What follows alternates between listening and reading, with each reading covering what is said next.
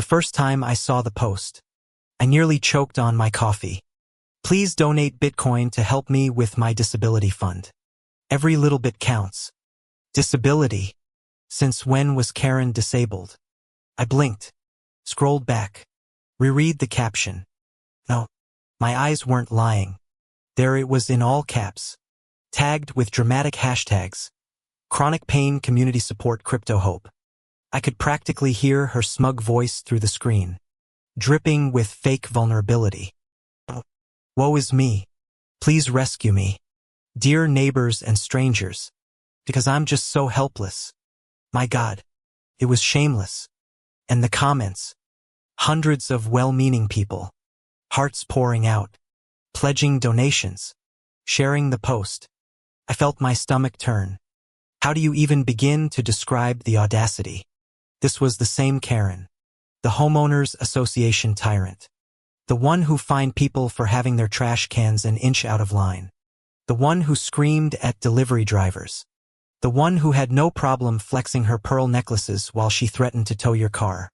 Disabled. If being allergic to kindness counted. Maybe. I shook my head, my chest tightening. Do I call her out? Do I just watch? My fingers hovered over the keyboard, trembling with anger. This can't be real. I muttered, but deep down I knew. It was worse. This wasn't just one of her usual tantrums. This was fraud. The sound of my phone buzzing made me jump. A message from Jess popped up. 3 words in all caps. She's scamming people. Exactly. Tell me you saw it. I typed back. Jess replied instantly. Saw it. And I already screenshotted everything. That's when the plan started forming. Because here's the thing. Karen wasn't just lying for sympathy. She wasn't sick. She wasn't in need. She was using crypto wallets. She was taking money from strangers who thought they were helping someone in pain. And if there's one thing you don't mess with these days, it's the internet's patience for scams. Still, I hesitated. What if I was wrong? What if? No. My gut told me this was rotten. And when Jess forwarded me Karen's so-called hospital bills, PDFs that looked like they'd been stitched together on Microsoft Paint, I laughed so hard it turned bitter. Unbelievable. Jess hissed on the phone. She didn't even try. The font doesn't match. She spelled department wrong. Of course she did. I muttered. I leaned back in my chair, staring at the glowing screen, at Karen's crocodile tears spreading like wildfire. The comments kept coming in, stay strong queen. Sending you light. Just sent 0.05 Bitcoin. Bitcoin. Thousands of dollars pouring into her pockets while real disabled people begged insurance companies for crumbs. My blood boiled. I couldn't just watch. So I started digging. Karen had linked her fund to a crypto wallet. She assumed people wouldn't check. Big mistake. Because blockchain is public. Every transaction, every transfer, all visible. Within minutes, Jess and I were watching the funds flow. Not into medical payments, not into charities, but straight into luxury shopping accounts. Designer handbags, a reservation at an upscale spa, even a deposit on a brand new Tesla. My jaw clenched so hard it hurt. She was stealing compassion itself. This is it. I whispered. We're exposing her. Jess grinned through the call. Oh, this is going to be brutal. And it was. The next day, while Karen strutted down the neighborhood street like she was queen of the cul-de-sac, I could barely look at her without spitting fire. She waved her manicured hand. Sunglasses perched high. Oh, I'm not supposed to be out too long. She sighed dramatically to a passerby. My condition, you know. I nearly screamed. Condition. Her biggest condition was entitlement. Jess leaned close and whispered, wait till tonight. Because we had it all. Screenshots, fake documents, blockchain receipts, proof of her shopping spree, proof of her lies. And we weren't just going to confront her privately. Oh no. Karen had built her throne on spectacle. So spectacle she would get. That evening, the Homeowners Association monthly Zoom meeting started like usual. Karen at the head, barking rules, tapping her pen, interrupting anyone who dared question her. But halfway through, Jess cleared her throat. Actually, Jess said sweetly, "Before we move on, I think the community deserves to see something about Karen."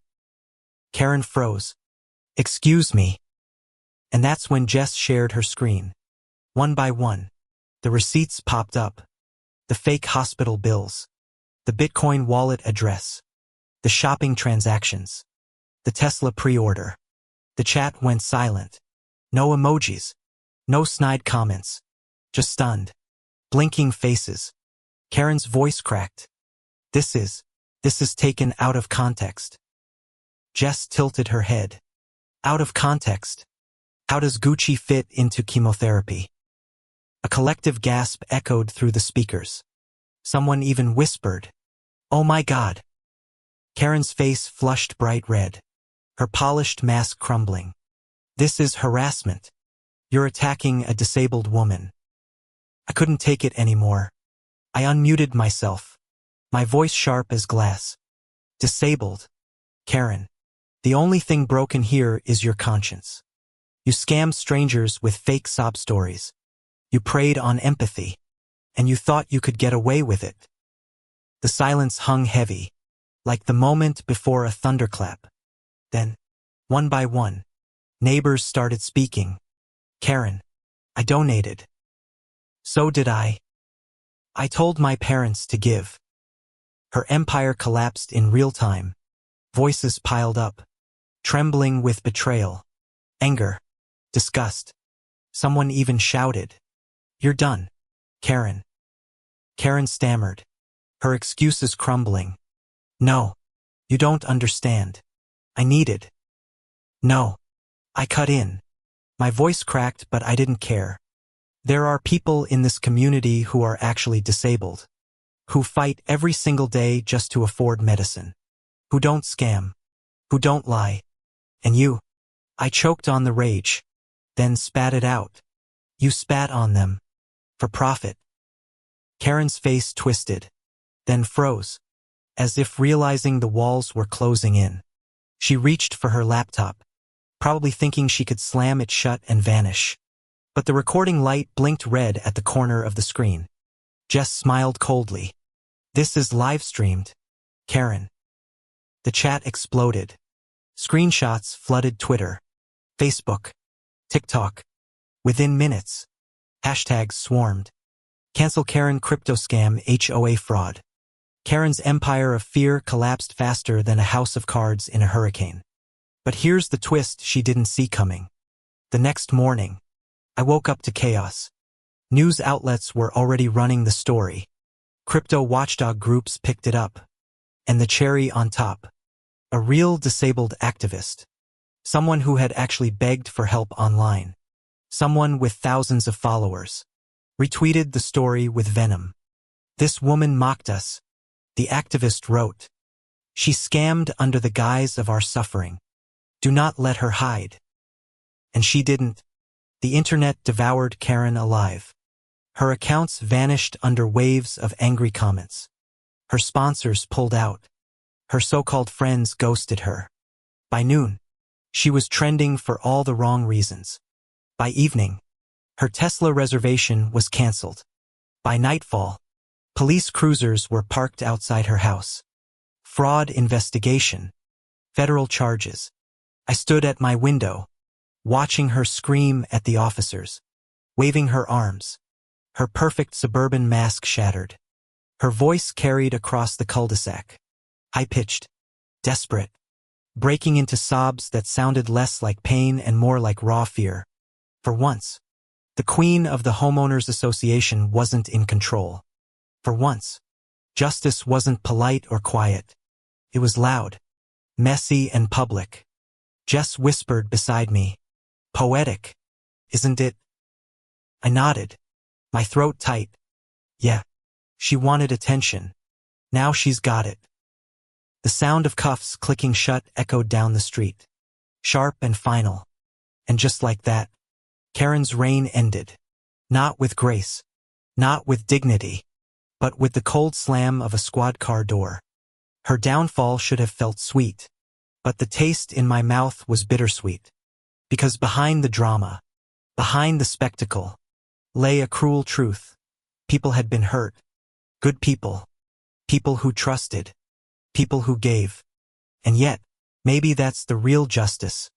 That the same spotlight she used to scam became the fire that burned her empire down. And that's how the Homeowners Association Karen who thought she could fake disability for Bitcoin ended up exposed. Cancelled and left with nothing but the ashes of her lies. So tell me, do you think public humiliation is justice enough? Or should scammers like Karen face even harsher consequences? Thanks for watching, and don't forget to hit subscribe on my YouTube channel for more jaw-dropping stories. The first thing you need to know is this: Karen didn't just cut in line. She bulldozed her way past a crowd of exhausted parents and kids, shoved herself right up to the velvet ropes, and then sneered, at a young boy holding his mother's hand. "Oh please, kids don't need special treatment. Step aside, brat." The words stung the air like a slap. I swear the entire crowd gasped at once. It was one of those moments when the sound of shock rolls through like a wave. You could feel the energy shift, the tension sharpen. Even the boy froze, blinking up at her with wide, glassy eyes. His mother squeezed his hand tighter, clearly trying to hold her ground. But Karen, she didn't stop. She actually laughed. Who laughs at a child like that? Who thinks humiliation is funny? The line was long, hours long, stretching through the atrium of the convention center. People were hot, tired, restless. Every single person there had been waiting for the same thing: a once-in-a-lifetime meet and greet with a world-famous performer. And this woman just decided rules weren't for her. "Excuse me, ma'am," the mother said softly, her voice tight, a polite tremor hiding anger. "We've been waiting here for 2 hours. Could you please step back?" Karen whipped around, hand on her hip, her sunglasses perched like armor. "Oh, I'm not the one with a sticky-fingered brat clinging to me. Do you want this line to take longer? Because I'll make it longer." The crowd bristled. Murmurs rose like low thunder. Someone coughed sharply. Another muttered, "Unbelievable." But no one stepped in. Not yet. Everyone was holding their breath. Then came the moment. The boy, maybe 8 years old, looked up at Karen with this innocent, bewildered face. His voice barely more than a whisper. "I just wanted to see him too." Karen barked a laugh so sharp it cut the air. "Then cry about it somewhere else.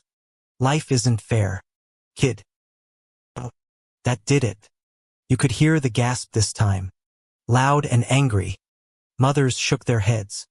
Fathers squared their shoulders, and even teens holding merch bags shifted uncomfortably. This wasn't just rudeness anymore. It was cruelty. And then, like it was choreographed by fate itself, 2 security guards turned the corner. Big, uniformed, no-nonsense men with radios clipped to their shoulders. The crowd parted instinctively, murmuring, pointing. Karen, oblivious, tossed her hair. Finally, security. Someone who understands VIPs like me. I don't need to wait with peasants. She actually waved them over. Waved. I almost laughed right then. But I didn't want to miss what happened next. The guards exchanged one look, then approached. "De Taller 1. Voice calm but edged with authority. Asked, "Ma'am, is there a problem here?" Karen puffed up like a balloon. "Yes. This ridiculous line is full of entitled parents and their whiny children. I'm the only one here with any class, and I should be escorted inside immediately. I don't pay good money to stand around like cattle." The crowd started buzzing. Someone hissed, "What nerve?" Another muttered, "She's gonna regret that." You could feel it. Everyone silently rooting for karma to strike. The mother of the boy stayed quiet, but her hand trembled where it clutched his shoulder. The boy himself just stared up at the guards with this wide-eyed mix of hope and fear. He didn't understand power games. Not yet. He just wanted fairness. And oh, he got it. The guard's eyes flicked to the boy. He crouched slightly, lowering his voice so it was steady and kind. "Hey, buddy, what's your name?" The boy swallowed, then whispered, "Eli." "Eli? Well, Eli, I think we've got something special for you today." Karen blinked, confusion cracking her smug mask. What are you doing talking to him? I'm the one who—" The guard ignored her, speaking into his radio. "Dispatch. Confirm we can grant VIP clearance for guest Eli and guardian." The other guard nodded, stepping aside to open the velvet rope. The crowd actually gasped in unison, then erupted into clapping. Clapping. Karen's jaw dropped. What? You can't just... He's just some random kid. I'm the one who deserves this." The guard stood tall now, looking her dead in the eye. His voice was steel. "Ma'am, you just mocked a child. We don't tolerate harassment. You're done here." Her face twisted, red blotches blooming across her cheeks. "You can't do this to me. Do you know who I am?" The mother exhaled shakily, pulling Eli through the open rope as the guards ushered them toward the VIP entrance. The boy's face lit up like the 4th of July, eyes shining, lips trembling in a smile too big for his face. The crowd cheered louder, a wave of joy sweeping through. It was vindication, pure and sweet. Karen, meanwhile, shrieked. She clawed at the air like she could grab her status back. "This is discrimination. This is abuse. I will sue all of you." The shorter guard gestured firmly. "Ma'am, you need to leave the premises now." And then, the bitter twist. The performer himself appeared at the far end of the corridor.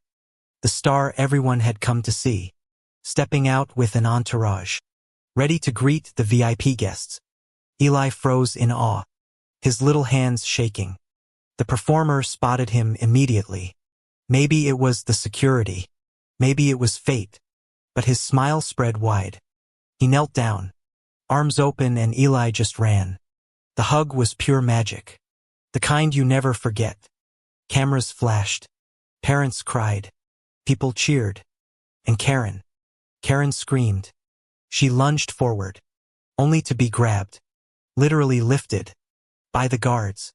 She kicked and flailed, her sunglasses flying across the marble floor, her voice cracking into hysterics. "That should be me. I deserve it. Not him." The sound of her shriek collided with the sound of applause. It was almost musical, chaos and triumph blending together. Her heels scraped the ground as she was dragged toward the exit, her designer bag banging against her hip. People laughed openly now, phones recording every second. Her last desperate words echoed through the atrium. "I'll make sure you all regret this." But no one believed her anymore. She wasn't powerful. She was pitiful. And as the glass doors slammed behind her, the crowd cheered again. Louder, freer, victorious. The boy, Eli, got to stay. He got photos, autographs, even a tour backstage. Every parent in that line smiled wider than they had all day, pride swelling in their chests. A child had been mocked, but justice had flipped the script. Life isn't fair. Oh, Karen, sometimes it is. Sometimes it's beautifully fair. And the bitter ending. Hours later, when videos hit social media, Karen's face, twisted with rage, her voice shrieking at a child, went viral. By the next morning, she wasn't an unknown VIP. She was a meme, a cautionary tale. The woman who mocked a boy and got thrown out. Her reputation, shredded. Her pride, gone. And justice, served hot, with the whole world watching. And that's the story. Thank you for listening, and if you loved this dramatic takedown, don't forget to like, share, and subscribe to my YouTube channel for more Wild Homeowners Association and Karen stories. They were yanking the door handle like they owned it middle of the day, sun blazing, traffic passing by, my truck, my decoy, and these two Karen sisters. They had no idea they were about to get played by the very law they screamed they pay taxes for. I had just come out of the Quick Mart with a cold iced tea in one hand and a turkey wrap in the other when I saw them.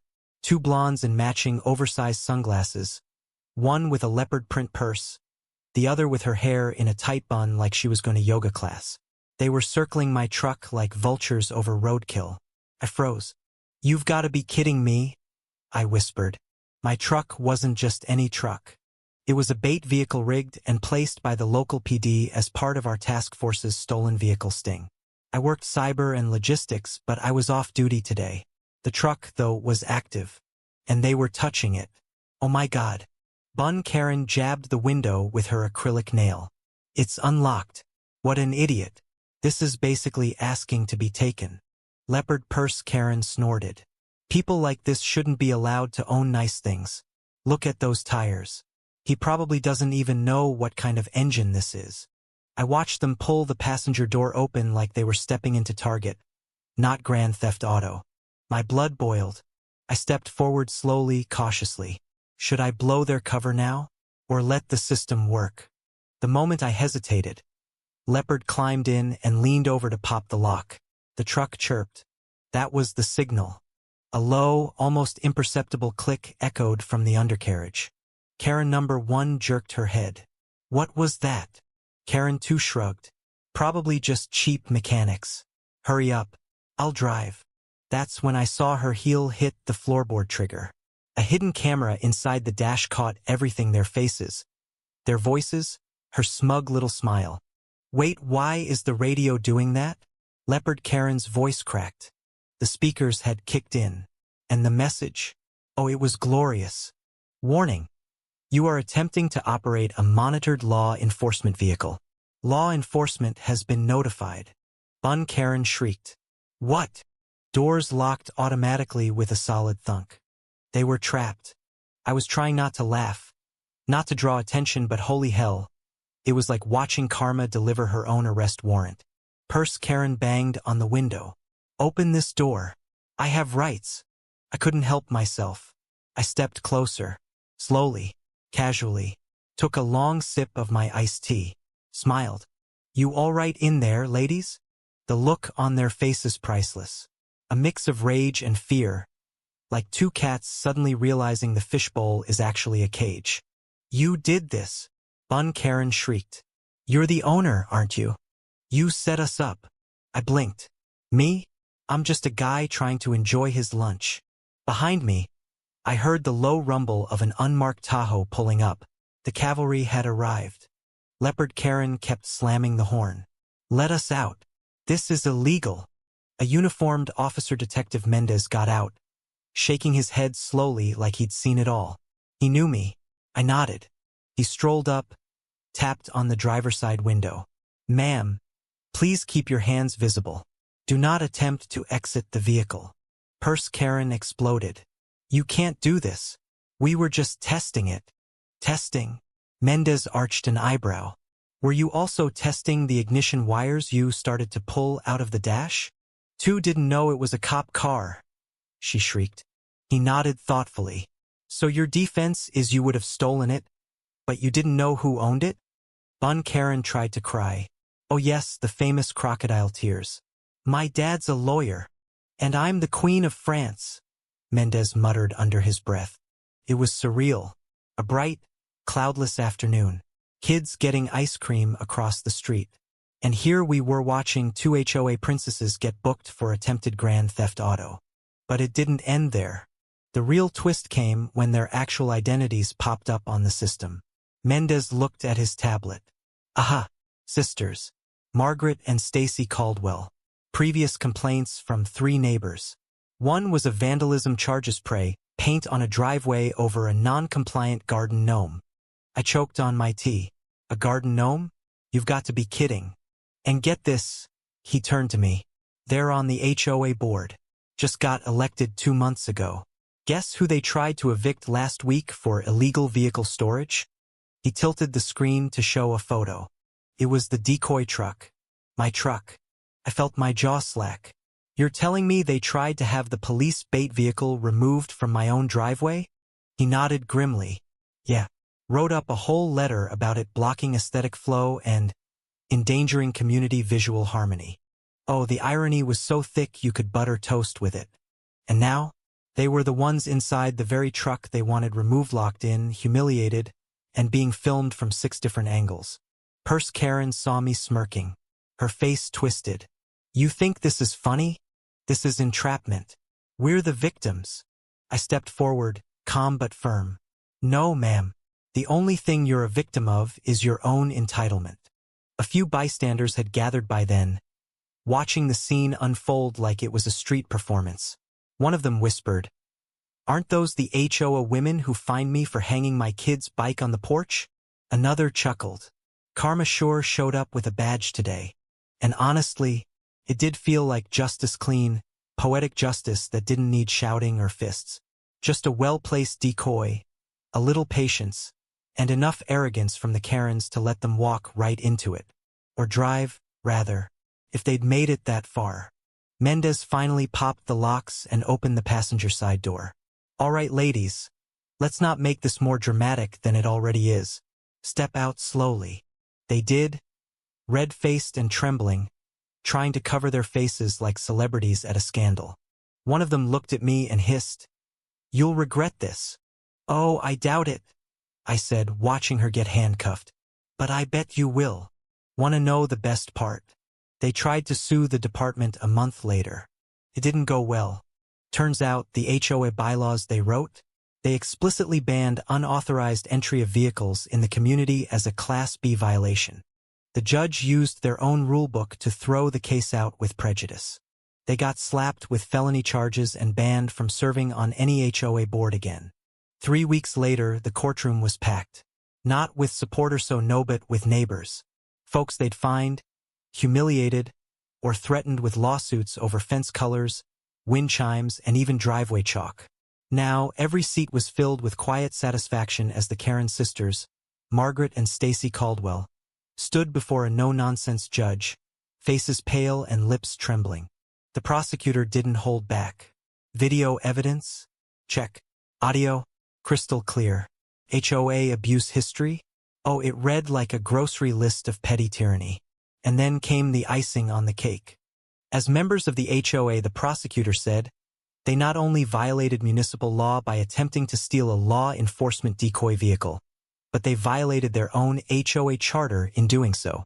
Their own signatures are on the clause that defines unauthorized vehicle tampering as grounds for legal expulsion. You could hear a pin drop. The defense tried everything. Claimed emotional duress. Claimed they thought the truck was abandoned. Claimed it was a set-up entrapment. But the judge wasn't buying it. In 30 years, she said coldly, I've never seen someone walk straight into a sting operation while arguing they were doing the neighborhood a favor. Bang. Guilty on all counts. They didn't get jail time first-time offenders, but they did get slapped with community service, fines, probation, and a permanent ban from serving on any HOA or neighborhood board anywhere in the state. And just when they thought it was over, the city slapped them with a civil lawsuit for damages to the vehicle. Poetic. Just perfect. Back in the neighborhood, the changes were immediate. The HOA called an emergency vote, booted out the rest of the corrupt board, and rewrote their rules to include a new clause. Abuse of power will result in immediate expulsion. They named it the Caldwell Clause. As for me, I got invited to the next barbecue. No fines, no drama, just ribs, laughter, and folks passing around the court transcript like it was bedtime reading. So next time a Karen tells you, I know the law, just remember, some folks don't learn until they become the headline in a lawsuit. And if you loved that takedown, hit subscribe to my YouTube channel for more real-life justice stories every week. I heard the scream through the wall. It wasn't loud, but it was sharp like glass cracking under pressure. My neighbor, Mrs. Gaines, was on the phone, sobbing and shouting at the same time. The call won't go through. My husband's collapsed. My stomach dropped. I shot up from my chair, my laptop still warm on my legs. I'm not easily rattled, but this was bad. The 911 line wasn't working, and I already had a feeling who was behind it. The HOA president Karen isn't even her name, but that's what everyone calls her. Real name's Linda Cartwright, but you say Karen in this neighborhood and every kid, dog, and overwatered hydrangea knows exactly who you mean. She's the type who thinks her clipboard gives her divine authority. The type who peeks through blinds at 3 a.m. just to write up a citation for unauthorized porch lighting. But this time she went way too far. 2 days earlier, I overheard her yelling at the city contractor near the front gate. I didn't think much of it, just more noise from her usual routine. But now I remembered her exact words. These boxes are ugly and unsafe. I'll just shut the damn thing down myself if no one listens. At the time, I thought she was bluffing. She wasn't. Turns out the ugly box she was so furious about was a fiber line junction point connected directly to the local emergency response network for our district. Our HOA compound was situated weirdly, a patch of semi-remote land just outside city limits, but technically hosting a satellite 911 routing center. They'd put the junction inside our gated community years ago for faster access to nearby zones. And now it was offline. What kind of person cuts 911 access over an aesthetic tantrum? I didn't have time to yell or cry about it. I ran out the door barefoot, sprinting across our manicured lawn like I was in boot camp again. I banged on Mrs. Gaines' door and shouted, "I'm taking over, stay with him." Then I bolted back to my house. I'm no ordinary civilian. I used to manage comms for military counterintelligence. When you're trained to reroute tactical traffic under enemy fire, setting up emergency redundancy in a suburban neighborhood is like child's play. My house has its own uplink. Hidden in my garage is a secured, portable satellite array, totally legal, totally operational, and mostly forgotten since I retired. Until now. As I powered it up, my fingers were trembling, not from fear, but fury. Karen had no idea what kind of mistake she'd just made. Within 6 minutes, I had patched an encrypted emergency channel directly to the county's alternate dispatch network. That part was easy. The hard part? Getting the system to believe I wasn't a hostile actor spoofing a connection. It took my old credentials, a bypass token from my former commanding officer who I had to wake up at 4 a.m. and a hastily signed digital affidavit. All while poor Mr. Gaines was on the edge of a fatal cardiac arrest. But we got through.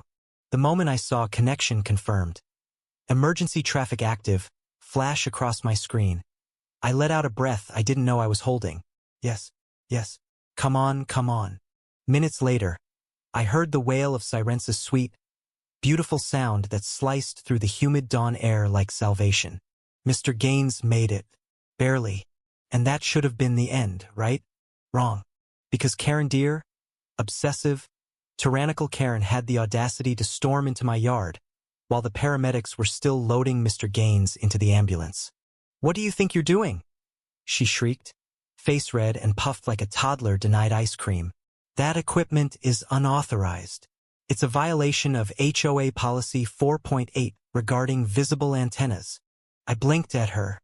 "You cut the line to 911, Linda.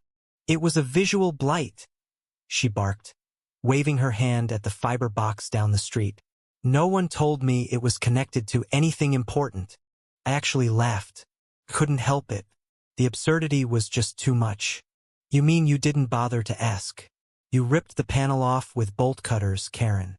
There's security footage." That shut her up. For a second. Then came the barrage. "You people are always undermining authority. This neighborhood needs order." My voice dropped to a deadly calm. "You endangered lives. You almost killed someone. If I hadn't had military-grade hardware in my garage, Mr. Gaines would be dead right now. And this isn't just an HOA fine situation. This is federal interference with emergency services." Her face went ghost white. "You're bluffing. Wanna bet?" 2 hours later, I sent the entire incident package including footage of her tampering with the line, my authenticated emergency response log, and a timeline of medical impacto the FCC, Homeland Security, and the State Public Safety Commission. Guess who showed up 3 days later? Federal agents, in dark suits, with questions. And Karen, well, she cracked faster than a dry twig under a boot heel. Turns out this wasn't her first stunt. She'd pulled similar nonsense back in her previous HOA, ripping out traffic signage, forcing contractors to dig up telecom lines that bothered her dogs, even threatening postal workers over the ugly design of their vans. How she kept getting elected president. Manipulation, mostly. She played nice with the right board retirees, handed out cookies at meetings, then slowly seized every inch of control. But not this time. This time she messed with the wrong neighbor. And the fallout was glorious. HOA emergency meeting. Full attendance. Karen didn't even show she was still being questioned by investigators. I stood up, explained what happened, showed receipts. The room went silent when I said the words. 911 traffic was blocked for over 30 minutes because of an aesthetic complaint. People were furious, especially the older folks, the ones who actually need fast emergency response. A motion to remove Karen as president passed unanimously. A second motion to permanently ban her from holding any board position again passed with applause. But the cherry on top, oh just wait. Turns out that by routing emergency data through my military channel, a few command line anomalies pinged up the chain. Nothing bad, just flags saying, unusual civilian sector traffic with valid clearance keys. Which meant my old commander got curious. He reached out to me directly, said, "We've been looking for people with your exact skills. You still have it. Come work with us, remote role, high security. Good pay." I blinked. "You're offering me a job? Because of Karen?" He laughed. "Let's just say we're turning one HOA disaster into a national win." Jack đã nói. I accepted the offer. Not because I missed the thrill of tactical ops or encrypted comm lines, but because I knew people like Karen weren't just isolated cases. There are Karens everywhere. Ones with just enough power and just enough ignorance to cause real harm. And the system doesn't always catch up to them unless someone like me makes noise. The fallout didn't end with her removal from the HOA board. The state launched a formal investigation into her past HOA dealings, digging into records from 3 different neighborhoods. The federal report confirmed her tampering had deliberately interfered with emergency response infrastructure, triggering not just administrative sanctions but a full-blown civil lawsuit. Mr. Gaines' family filed the first one. Then the city filed their own. Then the telecom company followed suit. In total, she's facing 4 lawsuits, and possibly more once the investigation into her past HOA presidencies wraps up. One of the agents told me quietly, "This could get criminal if intent to disable infrastructure is proven." Her face hasn't been seen in the neighborhood since. No lawn chair policing, no condescending flyers on doors, no HOA newsletters signed in cursive like she's the queen of suburbia. But me, I'm still here. My lawn's a little wild now, and my satellite dish still pokes out from the garage roof like a silent middle finger to everything she stood for. Sometimes I sit outside with a cup of black coffee and just breathe. Listen to the birds. Watch the neighborhood kids ride bikes without getting screamed at for unauthorized driveway usage. I've become the guy people call when things go sideways, not just for tech stuff, but for fairness, balance, justice. They knock on my door with questions, ask for advice, even bring cookies. It's ironic. I never wanted to be involved in HOA politics. But when someone tries to turn order into oppression and rules into weapons, you have to push back. You have to know when to speak, when to act, and when to say, no more. So here's my advice to anyone dealing with a Karen in power. Keep your receipts. Learn the rules. Beat them at their own game. And when the time comes, then just fight back. Win.